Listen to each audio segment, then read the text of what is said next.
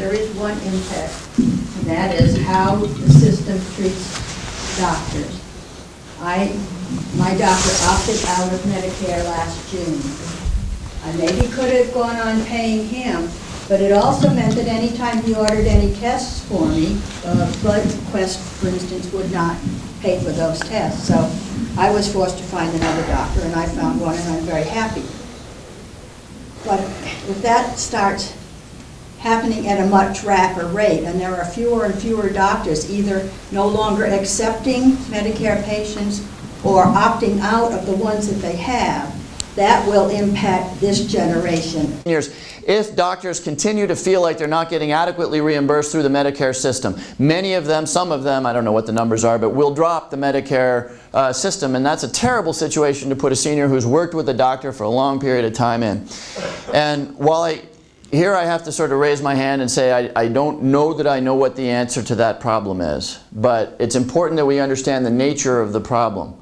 Both Medicare and Medicaid reimburse doctors for the services that they provide. And I hear doctors all the time say, you, the government, do not adequately reimburse us for these services through Medicare. And that's fine. Look, the doctors have been hammered in the last 10, 20, 30 years. Managed care, HMOs, they've had their businesses not just become less profitable, but you know, they're being told by insurance companies and others what they can and cannot do. So I'm very sympathetic to the notion that we can't keep beating up on the doctors. But here's the flip side of this. If we start reimbursing doctors a lot more for Medicare and Medicaid, you know where that money comes from. It comes from all of us, taxpayers. And we're in a world, as every person in this room knows, where we're really not looking for new ways to spend money, where we're going to get into some very difficult cuts. So what's the answer? As I said, I'm not sure I know the answer, but this is a significant enough problem that I think we need to find savings in other parts of the system so that we can pay doctors better. Let me put it this way. Let's be sure we're paying doctors for doing what we know is effective and not spending money on things that perhaps are less effective. We sponsored, through the Recovery Act, billions of dollars worth of comparative effectiveness research. Some of you may have seen in the paper that there was a study, that was in the paper 3 days ago, a study financed by this research that looked at two drugs that are being used for forgive me, glaucoma. One is $500 a month dose, the other one is $5,000, and doctors through Medicare are using both equally. It turns out that both of those drugs are equally effective at treating glaucoma.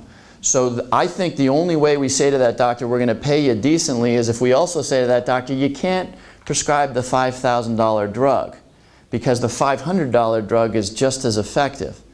Now, I feel 90% good about saying that, because the scientific research, this is just an example, shows that the one drug is as good as the other. The reason I don't say I feel 100% good about saying that is that now the government is saying, here's what you can and can't do. And one of the big things that people are concerned about in this discussion is that the government or the insurance companies will step in between the doctor and the patient. At the end of the day, if the science shows that two treatments are equally effective and one is a lot cheaper, we got to go with the cheaper one so that we can reimburse doctors more for their services. I think, and I don't want to get into the details, I think you've oversimplified Ryan's plan, but you know, you only had a few minutes to do it. It's not a one-size-fits-all type of a plan as you know it. And I know you've oversimplified Social Security, because those $3 billion surplus, it's not there. There's no assets there. It's basically got to be borrowed in the future because we've spent money that's been put in by seniors. But that's not my question. My question really is, what's going on behind closed doors? Is there a constructive dialogue? Because all we seem to see is demagoguery, commercials by your party of throwing Granny off the cliff and things like that. That's not going to get anything done. So are you sitting down, or other people sitting down with Ryan behind closed doors? Because we need solutions. Everybody knows what the problem is, but we need solutions, we need dialogue, we need people getting together, and it just doesn't seem like that's happening. Yep. Yep.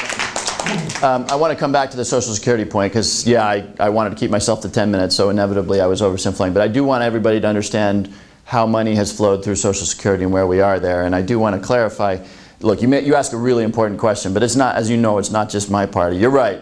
People in my party right now are running around saying Medicare is going to come to an end. As you know, we're all in trouble. You know what? Both parties do it. You know, 2 years ago, death panels. I'm sorry that that is the case, but both parties engage, which is why I'm here trying to talk about this in as reasonable way as I can.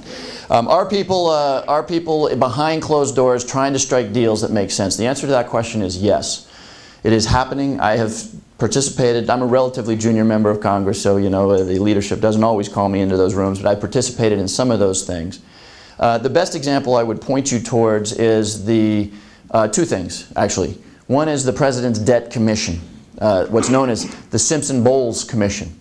You had Alan Simpson, who was a Republican senator, Erskine Bowles, who was a Democratic member of the Clinton administration, lead this panel, which came up with a proposal that was far from perfect. There was lots in there that I didn't like, but you know, I actually said, and I think I was one of the few members of Congress to say this, that I would have voted for Simpson-Bowles if it had been brought to the floor. Because it was a comprehensive, fair plan for the future of Medicare and Social Security. To give you an example, it would have raised the retirement age a year over a 30-year period. So nobody was going to get surprised.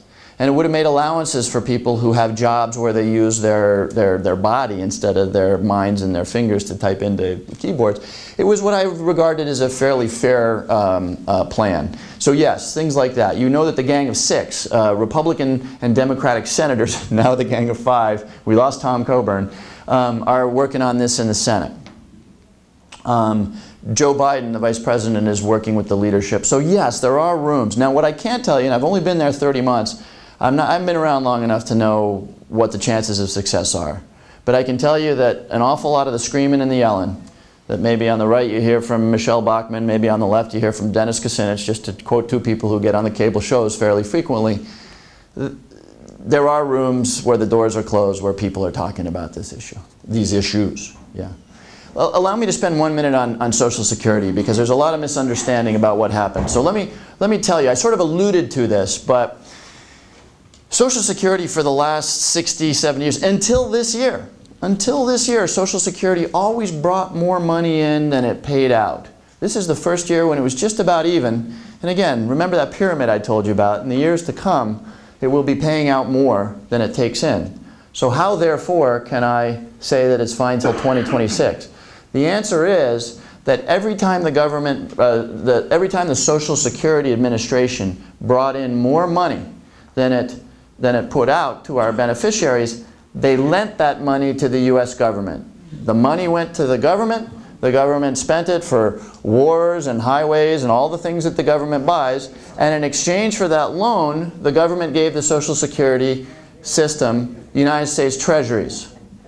Now you may be uncomfortable about the fact that they didn't, if you think about it, that surplus, which is now $3 trillion, some people say put it in a lockbox. Okay, this one, remember when Gore was running for president, everyone was put it in a lock. Well, I'm not quite sure what a lockbox is. I guess it's a big box that you put money into. One thing is for sure, which is if you put money into a box, you're not earning any interest on it. And by investing them in U.S. treasuries, the Social Security system is being paid interest on that money. Some people could have said, why don't you invest it in bonds and stocks? I'm not going to support that. I mean, these are risky investments. So if the government defaults, Social Security is in trouble on that money. But I don't believe, and anybody who tells you that the U.S. government is close to default, although we should talk about the debt ceiling, is not being honest with you. The very best credit on the planet right now is the U.S. government. That doesn't mean we can be complacent. We need to make some changes so that that is true 5, 10 years from now. But that's the mechanics of what happened in the lending of the money to the federal government by Social Security. What are you, or you know, your congressman or your cohorts, what are you deciding to do about the pharmaceutical companies that are draining us because of their prescriptions? And also, I have another question. My understanding is that the present health care program that was passed, all right, I understood that was supposed to curb the inflation or curb the increase in price down the road for future recipients. And I'm not getting that feeling that that's going to happen. I'm getting the feeling that we're going to be constantly being increased in price. And I just have a problem with that, because that was supposed to be one of the reasons why we should have that. Mm-hmm. So perhaps you could address, I have a few other things.